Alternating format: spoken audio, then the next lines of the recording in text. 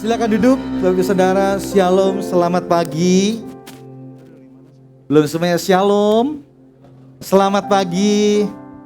Bagaimana kabar Anda? Yang luar biasa bisa tengok kanan kiri, kasih lambaikan tangan, Tuhan Yesus memberkati. Shalom juga semua yang online, yang hadir bersama-sama dengan kita di online. Shalom untuk Anda semua. Saya percaya Tuhan tidak pernah berhenti bekerja dalam kehidupan kita. Dia adalah Allah yang senantiasa setia. 1 minggu kemarin saya banyak keluar kota. Saya melihat bahwa karya Tuhan atas kehidupan seseorang itu tidak pernah berubah. Ada sebuah cerita demikian Bapak Saudara. Waktu saya ngobrol-ngobrol, saya tur ke Purwokerto, terus ke Kutoarjo gitu ya. Di Purwokerto dan di Kutoarjo semuanya ceritanya sama. Tentang CG. Semua cerita tentang CG, semuanya cerita bahwa terima kasih ada CG di sini, di Purwokerto, ada CG di Cilacap, ada CG di mana Sumpio, ada CG di mana, ada di CG di Kutoarjo, semuanya cerita tentang itu. Banyak kisah dan semua yang saya temuin dengan Pastor Bernard waktu itu, semuanya cerita bahwa mereka semua mengalami Tuhan di dalam segala keadaan. Ada lucu sekali cerita kayak gini Bapak Ibu Saudara. Ada sepasang suami istri di sebuah kota, saya tidak akan sebutkan di mana. Sepasang suami istri waktu kami jumpa gitu ya, terus ada kesaksian demikian. Sang suami ini belum takut akan Tuhan, tapi keadaan rumah tangganya tidak begitu baik. Pada waktu itu nggak begitu baik, tapi istrinya berdoa sama Tuhan, baca Alkitab. Entah kenapa ada konflik gitu, tiba-tiba suaminya berkata, aku nggak butuh Tuhan, aku nggak takut Tuhan. Alkitabnya diambil, disobek-sobek. Alkitabnya diambil, disobek-sobek. Terus singkat cerita Bapak Saudara, ibu ini berdoa, Tuhan, aku tuh pengen baca firman loh, tapi aku nggak punya Alkitab. Aku tuh pengen baca firman, tapi aku nggak punya Alkitab. Gimana caranya ya Tuhan? Tuhan, aku pengen beli Alkitab, tapi aku nggak tahu juga di mana belinya. Finally, nah dia gabung CG, nggak tahu entah berantah kemana. Akhirnya ada orang ini tahu, ada temennya lagi, nah ketemu dengan orang ini. Finally orang ini diajak CG. Waktu diajak ke CG Connect Group, tiba-tiba si CGL ini senantiasa kalau ada game atau permainan, itu selalu memberikan sebuah hadiah, entah itu snack, makanan ringan, atau yang lain gitu. Nah tiba-tiba dalam minggu itu, yang ibu ini pertama kali datang, si CGL ini pengen kasih Alkitab. Tapi lucu. Ada kuis Alkitab, tapi yang jawabannya paling salah dikasih hadiah. Yang jawabannya paling salah malah terima hadiah, yang betul malah enggak. Jadi CGL ini juga lumayan unik Bapak Ibu Saudara. Jadi waktu finally jawab, ibu ini kan enggak ngerti karena Alkitabnya disobek, dia enggak terlalu banyak tahu tentang Alkitab. Finally jawab sesuatu dan salah. Salahnya itu salah banget gitu loh. Maksudnya gak nyambung banget. Saya gak tahu pertanyaannya apa, tapi ibu ini cerita, saya juga kaget Pak. Kok saya salah dan saya dapat Alkitab gitu. Saya salah kok saya malah dapat Alkitab. Dan memang CGL ini memang punya proyek begitu. Yang salah malah dikasih Alkitab. Saya salah kok saya dikasih Alkitab. Terus ketika itu, di situ saya jadi ngerti, apa yang saya bayangkan selama ini itu beda dengan kenyataan. Tuhan saya itu sayang, sekalipun hari ini suami mungkin belum kenal Tuhan sungguh-sungguh. Mungkin keadaan saya juga gak begitu baik, tapi saya tahu bahwa Tuhan itu mendengar doa saya. Masalah Alkitab aja loh Pak, saya gak ngerti, seharusnya bukan saya yang dapat, kok tiba-tiba saya yang dapat. Dan lucu lagi, CGL-nya tanya gini, ini Alkitab bagusan ini atau bagusan yang lama yang disobek? Terus si CGL-nya ngomong kan, cerita. Terus kalau yang bagusan yang lama, Alkitab yang baru ini diambil lagi, mau diganti yang lebih bagus. Nah ibunya ini ngomong, bagusan yang ini Pak, daripada yang lama yang disobek suami. Ya sudah, saya jadi ngirit Pak Arif, dia bilang gitu. Bapak ini gak tulus, tapi singkat cerita saya tahu bahwa Tuhan itu sanggup bekerja melampaui pikiran-pikiran kita. Kita nggak pernah bisa membatasi kerja Tuhan. Ada amin? Kita nggak pernah ngerti, ternyata di dalam situasi yang buruk, nggak enak, tetapi tiba-tiba Tuhan itu bisa membelokkan sesuatu sehingga itu menjadi berkat buat kita. Roma 8:28 juga dikatakan, Tuhan turut bekerja di dalam segala sesuatu mendatangkan kebaikan bagi setiap orang yang mengasihi Dia dan yang terpanggil sesuai dengan rencananya. Tuhan turut bekerja, kita nggak ngerti. Sekalipun jelek, nggak masuk, tapi tiba-tiba kita yang dapat berkat. Saya bilang Tuhan itu ajaib. Katakan Tuhan itu ajaib. Belum semua katakan Tuhan itu ajaib. Mari Bapak Ibu Saudara kita lihat di dalam situasi ini. Kita harus bisa melihat itu. Makanya kita perlu kantong anggur yang baru. Nggak bisa kita pakai kantong anggur yang lama. Untuk menerima anggur yang baru, untuk menerima berkat yang baru, nggak bisa kita pakai kantong anggur yang lama. Kita tahu itu semua ada berkat Tuhan yang baru dalam kehidupan kita. Tuhan mau sediakan, tapi kalau cara pandang kita, masa sih Tuhan bisa kasih Alkitab sama aku, padahal kan aku nggak menang harusnya. Aku salah jawabnya. Alkitabku disobek, nggak ada orang yang tahu. Gegeran rumah tangga, nggak ada orang yang tahu. Tapi Tuhan ada di sana dan Tuhan mendengarkan doa si istri ini. Saya bilang, keren ya Tuhan itu. Bayangkan kalau ibunya ini berkata gini, berkata demikian, enggak kok. Saya tahu bukan Tuhan, itu cuma kebetulan aja. Tuhan nggak dengar kok. Kalau konsepnya selalu begitu, segala sesuatu berkata, ya memang untung, ya mungkin, ya iya sih ya. Tuhan itu ya kerja sih, tapi ya masa sih gitu.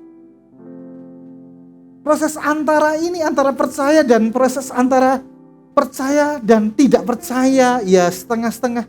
Gak bisa loh. Anggur baru gak bisa dicampur dengan anggur yang lama. Kantong baru dan kantong lama gak bisa dimix. Kalau mau kita terima sesuatu yang baru dari Tuhan, kita tanggalkan yang lama, kenakan yang baru. Berkat Tuhan selalu baru setiap pagi. Gak ada yang amin. Amin. Berkat Tuhan selalu baru setiap pagi, maka dari itu kita siapkan sama-sama yuk. Kantong kulit yang baru. Mari kita lihat bersama-sama di Lukas pasal yang ke-5. Lukas pasal yang ke-5. Ayat 33 sampai dengan 39.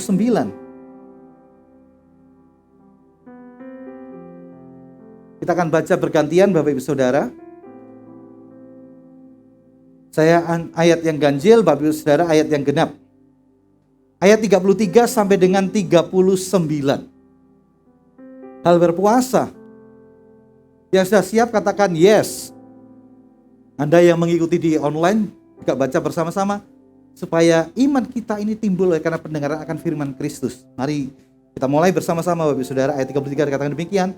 Orang-orang Farisi itu berkata pula pada Yesus, murid-murid Yohanes sering berpuasa dan sembahyang. Demikian juga murid-murid orang Farisi, tetapi murid-muridmu makan dan minum. 34.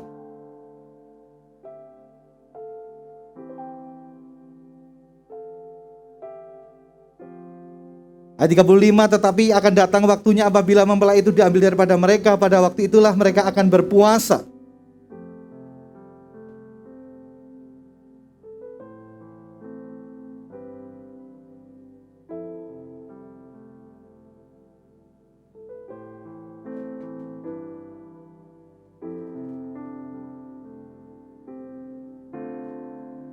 Demikian juga tidak seorang pun mengisikan anggur yang baru ke dalam kantong kulit yang tua.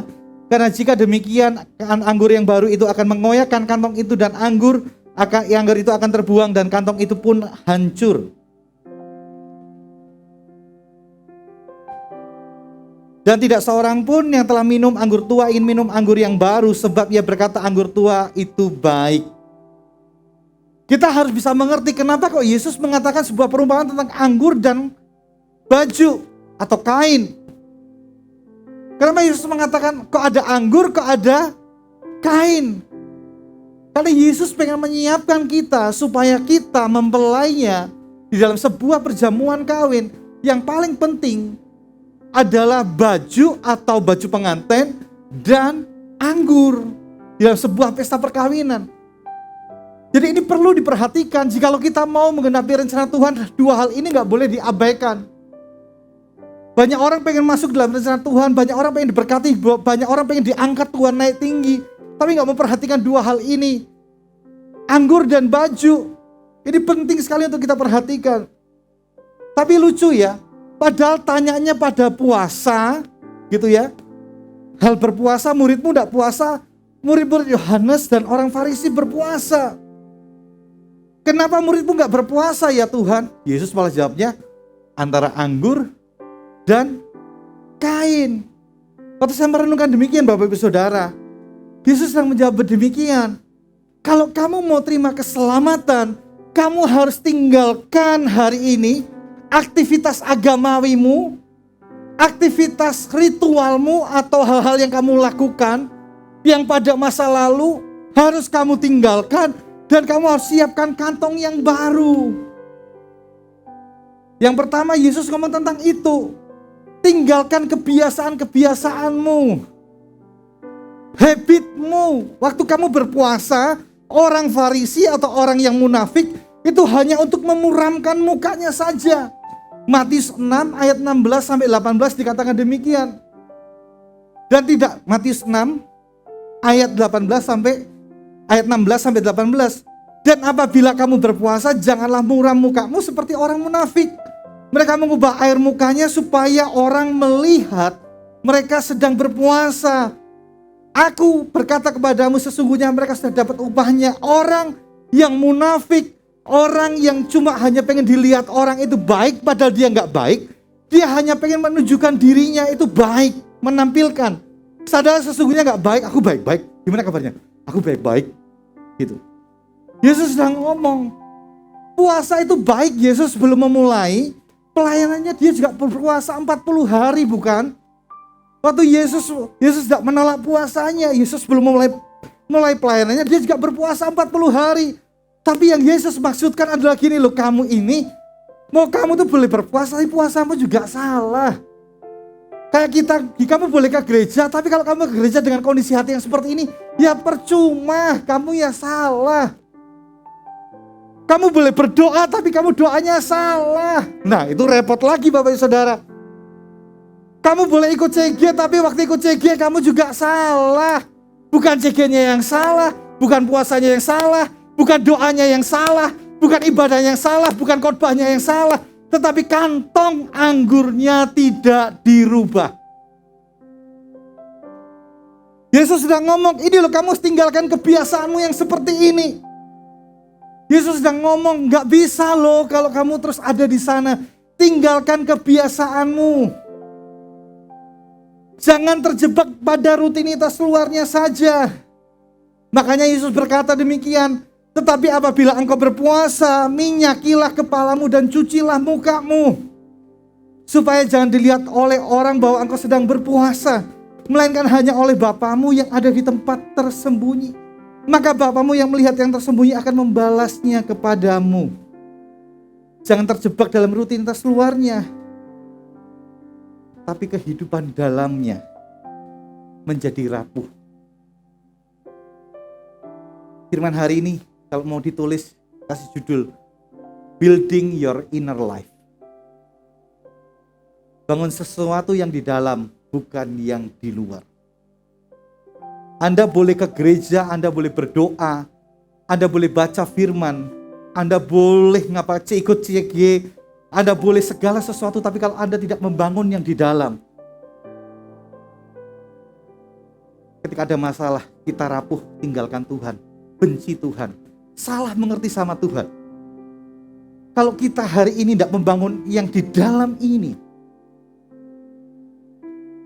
bukan yang kelihatan, sama seperti orang yang munafik puasanya ditunjuk-tunjukkan. Kalau berdoa, Yesus banyak tegur itu di Matius. Kalau kamu berdoa, jangan seperti doa untuk orang Farisi yang di pinggir-pinggir jalan. Kalau kamu memberi, janganlah kamu memberi untuk dipuji orang. Kalau kamu puasa, jangan kamu lihat ditunjuk-tunjukkan. Kalau kamu ini jangan ditunjukkan. Tuhan itu loh yang mengerti hati kita. Katakan amin.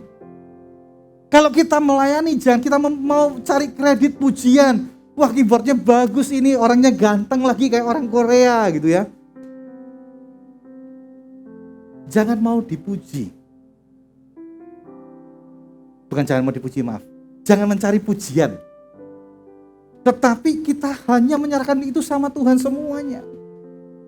Jangan cuma tunjukkan yang di luar. Kita perlu membangun yang di dalam. Mari kita buka bersama-sama di 2 Korintus 4 ayat 16 sampai 18. Bagaimana cara kita memperbarui inner life atau manusia dalam kita. Manusia batiniah kita. 2 Korintus 4 ayat 16 sampai 18. Paulus ngomong sama jemaat di Korintus demikian. Sebab itu kami tidak tawar hati meskipun manusia lahiriah kami semakin merosot.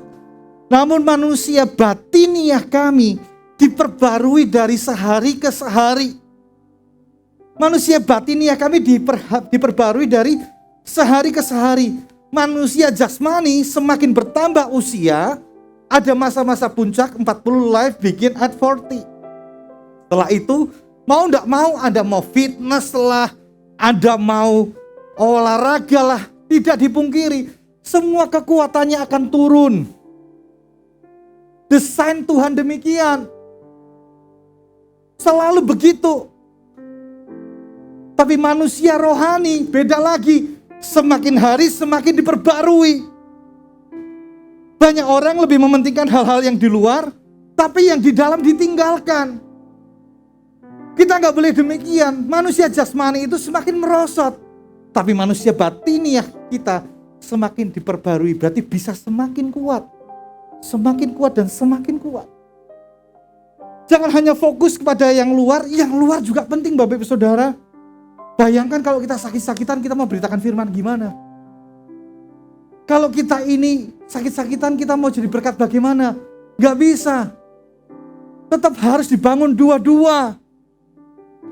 Saya gendut-gendut gini juga, gitu ya. Ipel-ipel gini. Kemarin saya guyon sama Pastor Benat, saya masih bisa nyentuh ceiling ini. Kalau lompat dari sini ke atas, masih bisa kepegang. Pak Benat bilang gini, tungguan tabul. Iya kok Ben. Kita ngobrol-ngobrol. Gini-gini, masih bisa naik gunung.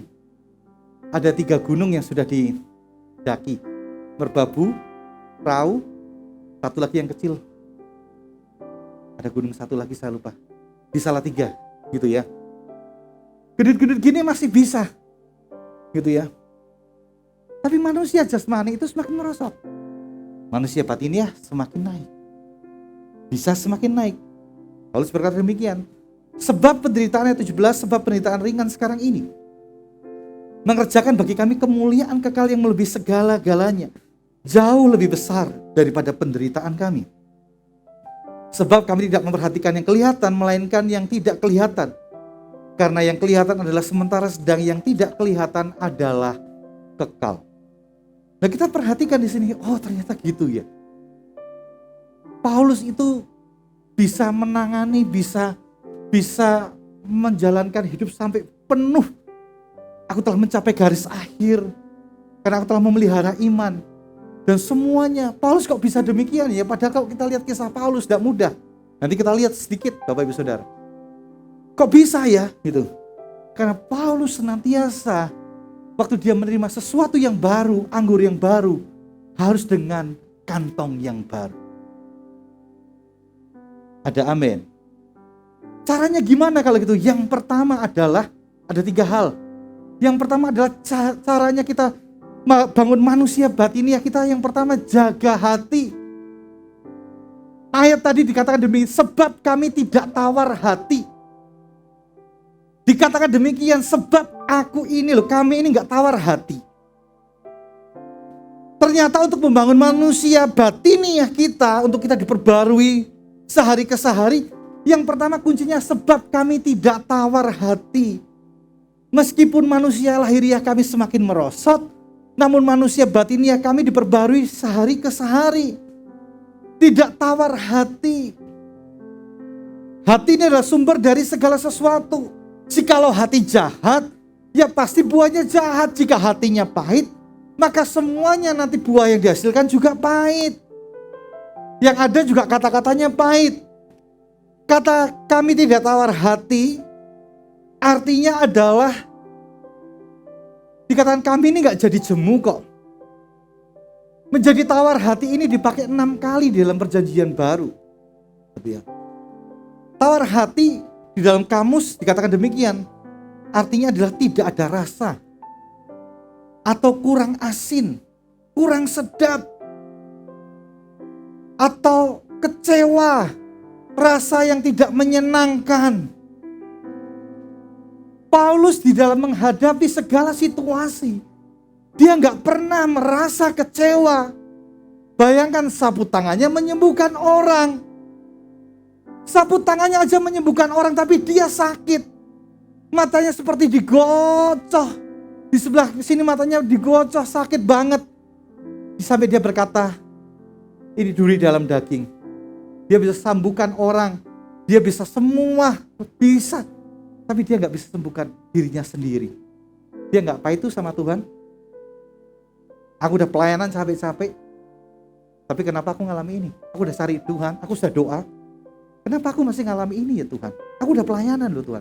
Aku udah buktikan ini, aku sudah ini.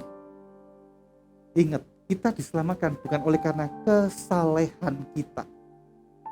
Semua karena kasih anugerah Tuhan. So kamu melakukan apa? Kita mau lakukan apa? Sama Tuhan. Tuhan senang. Tapi itu enggak jadi jaminan gitu. Hati ini adalah sumber dari segala sesuatu. Waktu kita berdoa, hati kita bagaimana? Masih punya rasa enggak? Ke gereja itu masih punya rasa enggak? Waktu kita muji Tuhan masih ada rasa enggak? Waktu kita ini CG masih ada rasa enggak? Enggak tawar hati enggak? CG ya sudah waktunya CG ya, karena CG aku kontak ya sudah aku CG lah. Nah kalau gitu gimana kita mau bangun manusia batiniah kita? Kalau semua dari hati terpancar kehidupan. Kita nggak bisa pertama-tama, padahal pertama-tama harus jaga hati. Padahal manusia batiniah ini penting. Fisik itu melemah, tapi waktu fisik melemah, kita jadi tetap kuat oleh karena manusia batiniah kita pelihara. Ada amin. Kenapa banyak orang bisa melayani Tuhan terus kecewa sama Tuhan? Kenapa banyak orang itu bisa melayani Tuhan tapi meninggalkan Tuhan pada akhirnya? Karena gak bangun manusia batin. Ini penting Bapak Ibu Saudara buat kita. Kita perlu hari ini jaga hati kita. Banyak alasan tuh Paulus kecewa sama Tuhan. Berkecil hati. Waktu dia sudah melayani Tuhan, semua dia bisa berkecil hati. Tapi dia terus bisa jaga hatinya. Karena dia sadari bahwa hati adalah tempat tinggal Roh Kudus. Dia tahu ada Roh Kudus di sini. Tubuh ini adalah bait Roh Kudus. Dia mau jagain terus hatinya. Kita gak boleh kehilangan hati kita waktu kita ke gereja. Kita gak boleh kehilangan hati kita waktu kita menyembah Tuhan. Kita gak boleh kehilangan hati kita waktu kita berdoa. Jangan pernah kehilangan hati. Jikalau garam itu sudah tawar, bagaimana dia diasinkan? Selain dibuang, diinjak orang.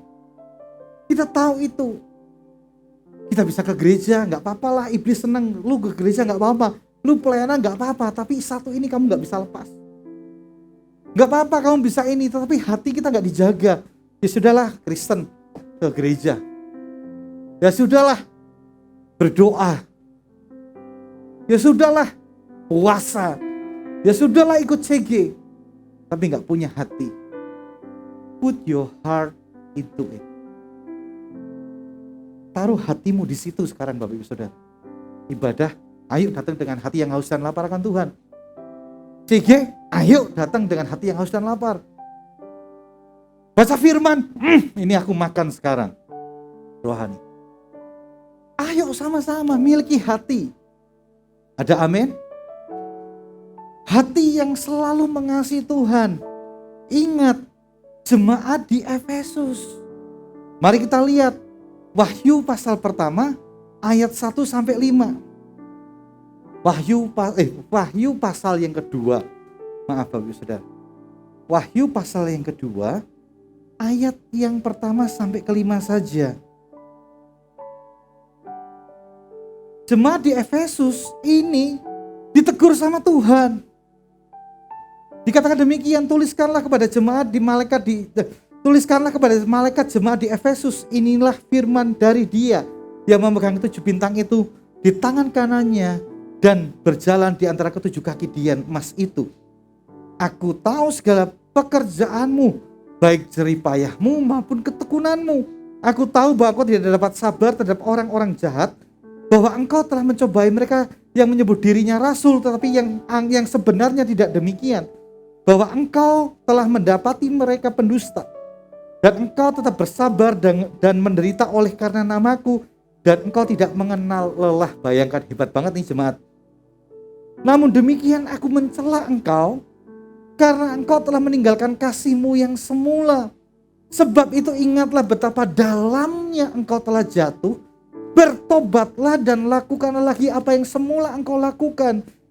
Jika tidak demikian, aku akan datang kepadamu dan aku akan mengambil kaki dianmu dari tempatnya, jika engkau tidak bertobat.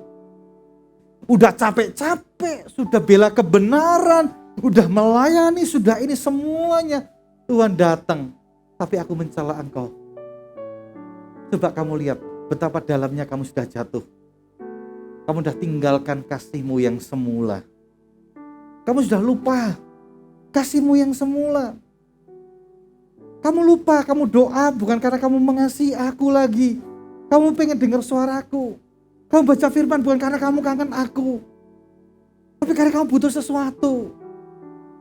Firman-firman gini ini membuat kita dikalibrasikan lagi, dienolkan lagi. Sehingga kita bisa ngerti, aku mau doa hari ini, aku mau doa itu karena aku pengen dekat sama Tuhan. Aku baca firman oleh karena aku pengen dekat sama Tuhan. Baca firman bukan karena aku supaya punya iman, ya memang begitu firmannya. Tapi aku mau baca firman karena aku rindu Tuhan mau ngomong apa sama aku. Aku melayani oleh karena aku tahu bahwa hidupku udah ditebus sama Tuhan. Aku tidak mau mengeluh ketika aku dijadwal. Aku tidak mau ini Tuhan. Waktu aku melayani di sini, aku firman, berkhotbah, aku mau muji Tuhan. Aku mau jadi WL singer, PAW apapun hari ini, aku tahu bahwa karena aku mengasihimu Tuhan, aku akan berikan yang terbaik untukmu. Jangan pernah kehilangan esensi ini Bapak Ibu Saudara. Kita perlu hari ini mengingat kembali, bertobatlah dan lakukanlah yang semula. Jangan hanya formalitas seperti yang dilakukan oleh orang Farisi dan munafik. Makanya Yesus berkata, kalau kamu mengalami Tuhan setiap hari, bikin wadah yang baru, kantong anggurmu harus baru. Karena anggur baru dia harus disimpan pada kantong anggur yang baru. Bertobatlah dan lakukanlah kembali yang semula. Hati kita harus terus diperbarui setiap hari. Dan kita berkata, ini aku Tuhan. Bejanamu, pakai aku, isi aku ya Tuhan, dengan anggur yang baru. Caranya, miliki kekaguman sama Tuhan. Kalau orang kagum itu kan, setiap kagum itu gini, hebat ya, keren ya. Saya dulu tuh paling senang live music. Jadi kalau jalan-jalan kemana, kalau ada live music, saya pasti nongkrong di situ, berdiri di samping. Saya tahu lagunya, nggak tahu lagunya, saya nongkrong di sana, saya dengerin. Kadang sampai lama gak ngerti istri saya kemana, anak saya kemana. Pernah kejadian di sebuah mall. Ayo Todet, oh iya. Udah lama ternyata kita di situ lihat live music. Kalau kagum itu gak sadar waktu. Kalau kagum itu sudah seolah-olah mau lihatnya gitu, kagum ya, lihatnya gini terus. Wah. Milikilah kekaguman akan Tuhan. Ingat, garis bawah ini, tulis ini. Ikut Tuhan tidak kompleks. Ikut Tuhan itu simple. Ikut Tuhan tidak kompleks, ikut Tuhan itu simple. Kasihilah Tuhan Allahmu dengan segenap hatimu, dengan segenap jiwamu, akal budimu, dan kekuatanmu. Ikut Tuhan simple. Jangan mix kompleks. Semakin kita ikut Tuhan semakin lama, semakin kompleks. Harus ini, harus itu, harus ini. Harus ini, harus ini, harus ini. Untuk menjaga kita, supaya kita tidak pernah kehilangan hati. Waktu di CG kenapa ikut CG? Waktu di CG kita lemes. Ayo semangat, pasti Tuhan bisa. Ayo pasti kita gini. Ayo kerjakan lagi yang semula. Di CG kita ngerti itu. Tidak kompleks kok. Semua untuk menjagai kita semua. Simple, make it simple. Just love Jesus who loves you. Kasih Tuhan yang mengasihi kita, katakan amin. Jaga hati ya Bapak Saudara. Biar manusia batinnya kita diperbarui dari sehari-hari ke sehari. Jaga hati. Ke gereja harus punya hati, doa harus punya hati, baca firman harus punya hati, melayani juga harus punya hati. Yang kedua, bagaimana kita ini membangun kehidupan kita ini diperbarui dari sehari ke sehari. Demikian. Ayat 17, sebab penderitaan ringan yang sekarang ini mengerjakan bagi kami kemuliaan kekal yang melebihi segalanya. Segala-galanya jauh lebih besar daripada penderitaan kami. Yang kedua adalah bagaimana kita mau bisa membangun inner life sederhana. Jadilah pribadi yang siap dan mau diproses. Penderitaan ringan yang sekarang ini mengerjakan bagi kami kemuliaan kekal yang melebihi segalanya. Kalau kita mengalami situasi, hati kita ini harus siap diproses. Penderitaan ringan, apa Paulus gak salah ya? Kalau kita lihat hari ini gitu. Kalau kita lihat penderitaan ringan itu seperti apa sih yang Paulus lihat? Paulus itu penderitaannya tidak ringan. Coba kita lihat di 2 Korintus 11. 2 Korintus 11 ayat yang ke-23 sampai 29. Dikatakan demikian, apakah mereka pelayan Kristus? Aku berkata seperti orang gila, aku lebih lagi. Paulus ngomong demikian. Aku lebih banyak berjerih lelah, lebih sering di dalam penjara, didera di luar batas, kerap kali dalam bahaya maut. 5 kali aku disesah orang Yahudi, setiap kali 40 kurang 1 pukulan. 3 kali aku didera, 1 kali aku dilempari batu dengan batu, 3 kali aku mengalami karam kapal. Sehari semalam aku terkatung-katung di tengah laut. Dalam perjalananku aku sering diancam bahaya banjir dan bahaya penyamun dan bahaya dari pihak orang-orang Yahudi dan dari pihak-pihak orang-orang bukan Yahudi. Bahaya di kota, bahaya di padang gurun, bahaya di tengah laut, dan bahaya dari pihak saudara-saudara palsu. Aku banyak berjerih lelah dan bekerja berat, kerap kali aku tidak tidur. Aku lapar dan dahaga, kerap kali aku berpuasa kedinginan dan tanpa pakaian. Dan dengan tidak menyebut banyak hal lain lagi urusanku sehari-hari, yaitu untuk memelihara semua jemaat-jemaat. Jika ada orang yang merasa lemah, tidakkah aku turut merasa lemah? Jika ada orang yang tersandung, tidakkah hatiku hancur oleh duka cita? Paulus itu bisa ngomong demikian. Penderitaan yang ringan ini loh, ringannya Paulus, kok Paulus bisa gitu ya? Mau berat, mau gak berat, Paulus cuma punya hati mau siap diproses. Gak lari dari proses, gak lemah.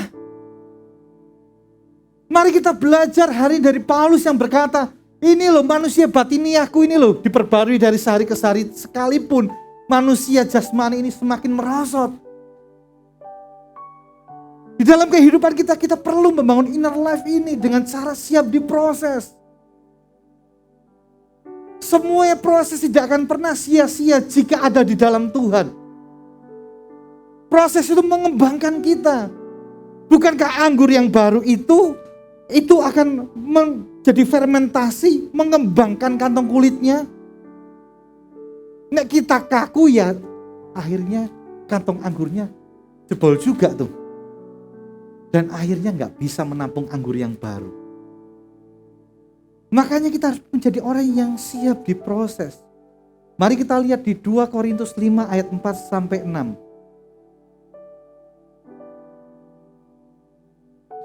2 Korintus 5 ayat 4-6.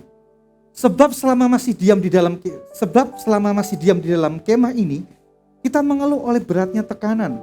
Karena kita mau mengenakan pakaian baru tanpa meninggalkan yang lama, supaya yang fana itu ditelan oleh hidup. Dikatakan demikian.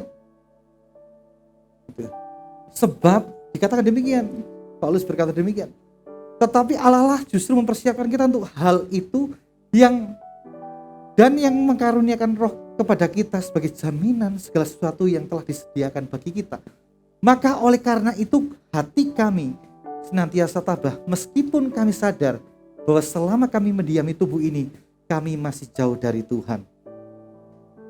Ingat, katakan demikian, proses itu mendekatkan kita sama Tuhan, bukan menjauh. Menjadi pribadi yang siap diproses. Kenapa? Karena proses ini semakin mendekatkan kita sama Tuhan.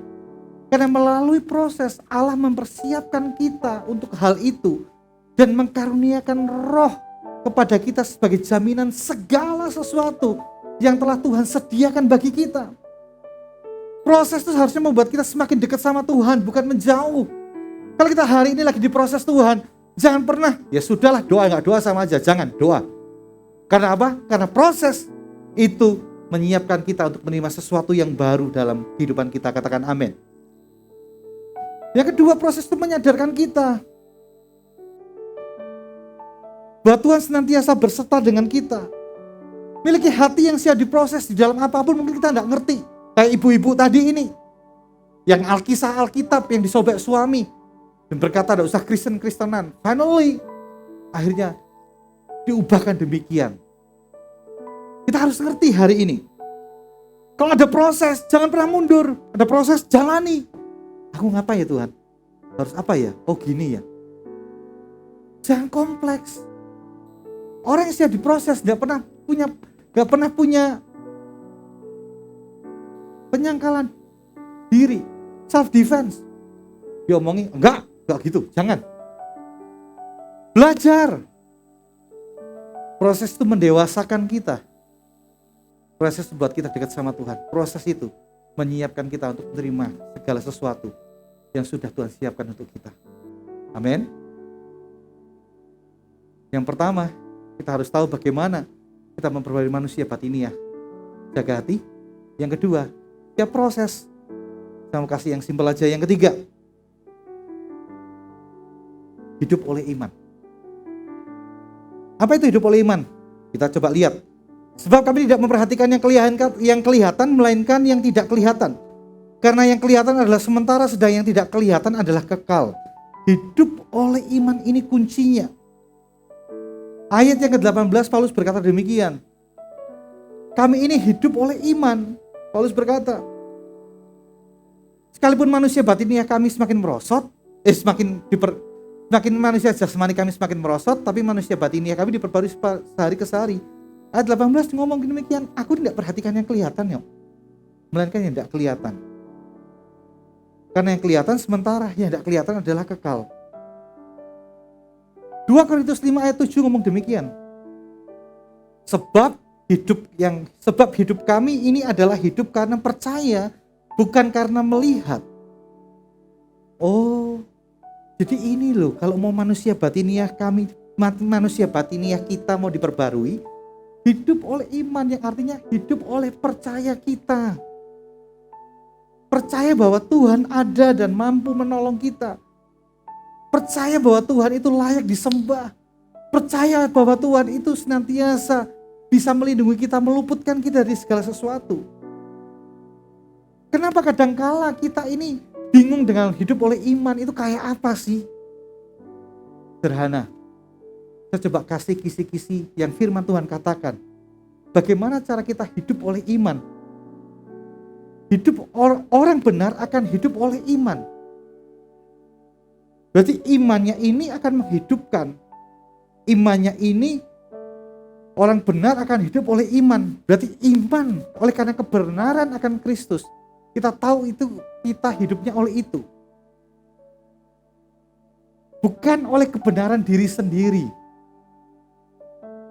Jangan pernah membenarkan diri sendiri. Koreksi penting. Tapi jangan pernah membenarkan diri sendiri. Hiduplah oleh iman. Nah, gimana caranya? Coba kita lihat, saya tuntun. Kita belajar bersama-sama. Habakuk 2 ayat 1-5. Habakuk 2 ayat 1-5.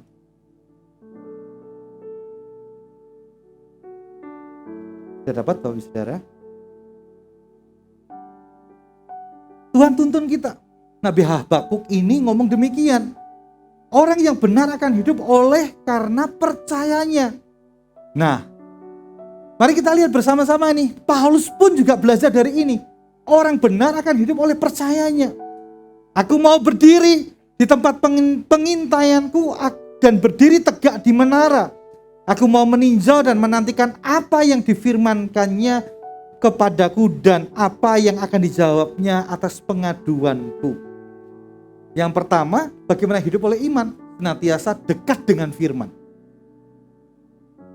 Bagaimana cara orang benar hidup oleh iman? Sederhana. Hidupnya harus dekat sama firman. Habakuk ngomong demikian. Aku ini mau berdiri tegak di menara dan aku mau meninjau, melihat, mau meninjau dan menantikan apa yang Tuhan mau ngomong sama aku. Orang benar hidup oleh percayanya, oleh karena dia dekat dengan firman, meninjau dan menanti apa yang hendak dikatakannya kepadanya. Bagaimana kita hari ini? Kita ini dekat dengan firman atau jauh dengan firman? Kalau yang jauh, ayo dekat yuk.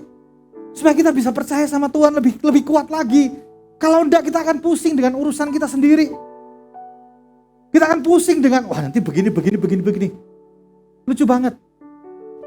Iblis itu dikalahkan oleh darah anak domba dan oleh kesaksian kita, bukan? Amin. Tapi iblis itu juga dikalahkan oleh firman Allah. Bayangkan ya, kalau iblis waktu Yesus dicobai, ada tertulis, gitu ya. Ada tertulis, orang benar bukan hidup dari roti saja, melainkan dari setiap firman yang keluar dari mulut Allah. Waktu kita dicobai, kita mau ngomong apa? Ada tertulis. Iblisnya nungguin. Waktu kita ini dimusuhin orang, tiba-tiba disalahin orang, langsung daging ngomong, tak bales, awas ya. Awas ya kalau gitu. Saya juga masih sama demikian. Awas ya, tak bales ya. Nanti gitu. Kita malah mengikutin perasaan kita, bukan firman. Terus kita mau ngerti, oh ya deng, kalau iblis begitu, saya akan ngomong, ada tertulis. Nah iblisnya nungguin, ada tertulis apa? Ada tertulis sama iblis ditonyo. Oh apa? Ngomong apa? Ada tulis apa? Gimana mau ngomong firman? Gak dekat sama firman. Ada tertulis apa? Kalau orang dekat sama firman, ada tertulis apa? Kasih musuhmu, orang yang menganiaya kamu, dan berdoa untuk mereka. Iblis langsung mundur. Good. Tapi kalau enggak, waktu kita ngalami sesuatu, kita mau ngomong ada tertulis. Apa yang tertulis? Orang benar harus dekat dengan firman. Nantikan apa yang mau Tuhan katakan dalam hidupnya. Jangan hidup oleh perasaan. Kita cuma lihat dari apa yang kita lihat aja. Coba kita lihat dari kacamata firman.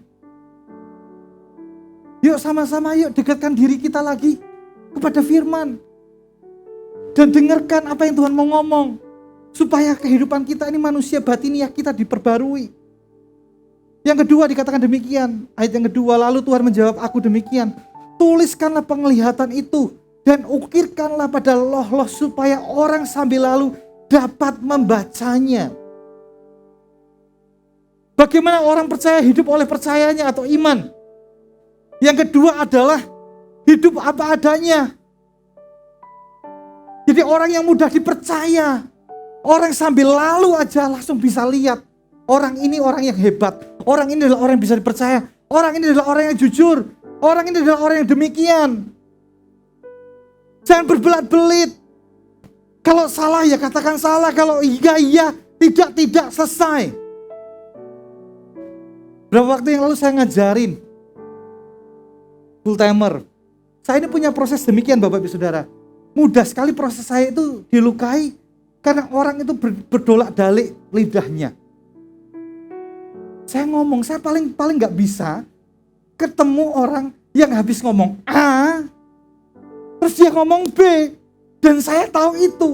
Dan berkali-kali saya prosesnya di sana. Saya marahnya di situ, kok bisa ya orang itu tega nian. Kan tadi dia ngomong begitu, sama siapapun juga sama. Tuhan ngomong, lebarkan kapasitas hatimu. Lebarkan, Tuhan lagi proses hati kita, iya ya Tuhan. Tapi gak bisa ini Tuhan. Tapi orang begini ini bukan sayanya jengkel. Ya saya jengkel sih saya bilang. Tapi orang ini kan kasihan. Ngomongnya Kristen. Ngomongnya cinta Tuhan. Baca Alkitab. Pelayanan di gereja. Tapi gak bisa dilihat. Orang lihat itu. Orang ini emosinan. Lagi main game. Misah-misuh gak karuan. Gampang tampil apa adanya. Mudah dipercaya gitu maksudnya. Orang benar itu mudah dipercaya. Bukan halu. Nanti begini, begitu. Beda. Tapi bagaimana kita bisa hidup oleh iman? Mudah dipercaya. Ayat yang ketiga. Sebab penglihatan itu masih menanti saatnya, tetapi ia bersegera menuju kesudahannya. Dengan tidak menipu. Apabila berlambat-lambat nantikanlah itu, sebab itu sungguh-sungguh akan datang dan tidak akan bertangguh. Yang kedua adalah selalu bisa melihat kebaikan di tengah situasi yang tidak baik. Kalau kita menjadi orang yang percaya, selalu harus bisa melihat kebaikan di dalam situasi yang tidak baik. Kita ini budaya Jawa, paling jago demikian sebetulnya. Kenapa kita tidak berkolaborasi? Kita berkolaborasi artinya karena kita punya mindset budaya Jawa, kita tinggal di Jawa hari ini. Kita bisa lihat kesandung sedikit, syukur ya kan. Untung nggak jatuh semua, untung masih gini. Selalu bisa melihat kebaikan di situasi yang tidak baik. Kita punya modal Bapak Ibu Saudara. Halo, ada amin. Ayo belajar melihat sesuatu, melihat kebaikan di situasi yang tidak baik. Sekalipun penglihatan masih menanti saatnya, tapi ia akan bersegera menuju kesudahannya dengan tidak menipu. Apabila berlambat-lambat nantikanlah itu, sebab sungguh-sungguh akan datang dan tidak akan bertangguh. Coba nantikanlah sesuatu yang baik. Kita perlu melihat itu. Yang keempat, bagaimana caranya itu hidup oleh iman. Untuk percaya. Dikatakan demikian, sesungguhnya orang yang membusungkan dada tidak lurus hatinya. Tapi orang benar itu akan hidup oleh percayanya. Yang keempat, kalau kita mau lihat kriteria orang yang percaya, orang yang keempat ini adalah orang yang tidak sombong atau angkuh. Jadi kalau kita sombong, kita nggak punya iman sebetulnya. Kita nggak hidup oleh percaya kita. Masalahnya demikian Bapak Ibu Saudara. Manusia jasmani, deteknya gampang kalau sakit. Cek lab. Berapa waktu yang lalu saya cek lab. Dicek up semua gitu ya. Dicek up semua karena satu hal gitu ya, sama check up, sudah lama enggak check up. Bukan Anda selalu ngomong, ayo check up lah supaya kita tahu kamu ini gimana. Lihat tuh kamu semakin membesar kan. Ya karena ini mengembang ke kanan dan ke kiri. Keturunanmu akan memperoleh bangsa-bangsa, kan firman Tuhan ngomong demikian. Enggak. Tapi saya check up. Dicek. Kalau jasmani kelihatan, udah mulai gede nih badannya. Sesak nih. Cek nih, jantung. Cek kolesterol, lihat parameternya kelihatan. Kalau sakit, langsunglah kolesterol tinggi, langsung hantam kolesterol. Gula darah tinggi, kasih ke apotek beli obat gula darah. Betul. Masalahnya, kalau manusia batiniah kita sakit, gimana ngeceknya? Gimana parameternya? Piye caranya? Kan bilang gitu. Masalahnya demikian, orang sombong gak pernah sadar kalau dia sombong. That is the problem. Orang pelit gak pernah sadar kalau dia pelit. Terus caranya gimana? Lucu ya, parameternya tuh di sini kita nggak bisa ngerti. Orang tuh nggak sadar. Kalau nggak sadar, makanya kita nggak bisa ngejar apa-apa. Kalau kita nggak sadar, kita ini butuh Tuhan. Makanya kita nggak perlu Tuhan deh. Nggak merasa perlu berdoa, nggak merasa perlu ibadah, nggak merasa perlu baca Alkitab, nggak merasa perlu datang CG. Karena kita nggak sadar, kita perlu Tuhan. Kita ini butuh Tuhan, sekarang kita butuh Tuhan. Ngeceknya gampang. Parameternya, masih punya hati yang membutuhkan Tuhan atau enggak. Kalau hari ini kita berkata, aku masih butuh Tuhan. Puji Tuhan. Besok kita masih butuh Tuhan. Kemarin kita butuh Tuhan, sekarang butuh Tuhan. Besok lagi kita butuh Tuhan. Berarti kita masih dalam situasi yang aman. Kalau kita sudah merasa gak butuh Tuhan hari ini, ibadah sudah ogah-ogahan, doa sudah males-malesan, baca firman cuma hari Minggu saja, kita perlu cek hari ini. Manusia batiniah kita semakin merosot malahan nanti. Cek Bapak Ibu Saudara, orang benar hidup oleh karena percaya. Yang kelima, yang terakhir, saya selesai. Dikatakan demikian. Oh sorry, 4 saja. Kok 5? Ayatnya 5 tapi 4 saja. Ayat yang kelima kita baca maksudnya. Orang sombong dan hianat, dia yang melagak tapi dia tidak akan tetap ada. Ia mengangkat mulutnya seperti dunia, orang mati, dan tidak kenyang-kenyang seperti maut, sehingga segala suku bangsa dikumpulkannya dan segala bangsa dihimpunkannya. Perhatikan. Mari kita bersama-sama jaga hati kita supaya kita gak sombong. Mengangkat mulutnya, selalu ngomong begini, ngomong begitu. No. Milikilah kerendahan hati, jangan angkuh. Tuhan berkata, aku ini mengasihi orang yang rendah hati, tapi benci orang yang sombong. Ayo sama-sama hidup oleh percaya. 4 hal ini Habakuk tuntun kita. Sama-sama kita berdoa sama Tuhan. Kalau kamu jadi hidup oleh iman, caranya gimana? Sederhana. Dekat sama firman, mudah dipercaya apa adanya, selalu bisa melihat kebaikan di tengah ketidakbaikan, tidak sombong. Ada amin Bapak Ibu Saudara. Mari bangun manusia batiniah kita dengan 3 hal. Jaga hati kita, yang pertama. Yang kedua apa Bapak Ibu Saudara? Ayo bisa. Apa yuk? Yang kedua apa? Jaga hati. Yang kedua? Hah? Bahasa? Ya, kita pulang aja yuk gitu. Siap diproses. Yang ketiga, hidup oleh iman. Amin Bapak Saudara. Anda diberkati. Siap bangun manusia batiniah. Mari kita bangkit berdiri bersama-sama.